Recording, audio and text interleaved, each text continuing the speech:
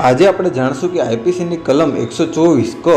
અને આવનાર નવો કાયદો ધી ભારતીય ન્યાય સંહિતા 2023ની કલમ 150માં શું તફાવત છે અને શું કહેવા માગે છે અને તેની સજાની જોગવાઈઓ વિશે જાણીશું। પહેલાં તો આપણે જાણશું હાલની ઇન્ડિયન પિનલ કોડની કલમ 124 ક જે રાજદ્રોહની છે તે શું કહેવા માગે છે અને તેમાં સજાની કેટલી જોગવાઈ છે। જે કોઈ વ્યક્તિ બોલેલા કે લખેલા કે શબ્દો વડે, ચિહ્નો વડે અથવા જોઈ શકાય તેવી નિશાનીઓ વડે કે અન્ય રીતે ભારતમાં કાયદાથી સ્થપાયેલી સરકાર પ્રત્યે ધિક્કાર અથવા તિરસ્કાર કે અનાદર પેદા કરે કે તેમ કરવાની કોશિશ કરે અથવા તેના સામે બેદિલી ફેલાવે કે તેમ કરવાની કોશિશ કરે તેને દંડ કરી શકાય તેવી આજીવન કેદની અથવા સાથે દંડ કરી શકાય તેવી 3 વર્ષ સુધીની કેદની અથવા દંડની શિક્ષા કરવામાં આવશે। હવે આપણે ધી ભારતીય ન્યાય સંહિતા 2023ની કલમ 150 ભારતની સાર્વભૌમત્વ, એકતા અને અખંડિતતાને જોખમમાં મૂકતા કૃત્યો જે વિશે જાણીશું।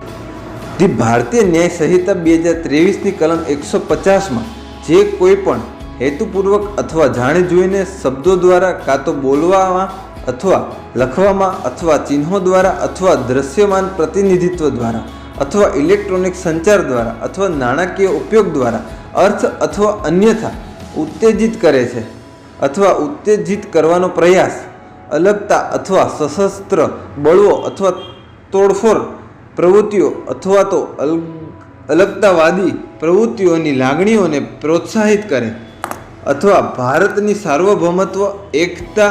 અને અખંડિતતાને જોખમમાં મૂકે છે અથવા આવા કોઈપણ કૃત્યોમાં સંડોવાયેલી હોય અથવા આચરણ કરે તો આજીવન કેદની સજા અથવા 7 વર્ષ સુધીની કેદની સજા અને દંડ માટે પણ જવાબદાર રહેશે। આમ ધી ઇન્ડિયન પિનલ કોડની કલમ 124 ક રાજદ્રોહ અને ધી ભારતીય ન્યાય સંહિતા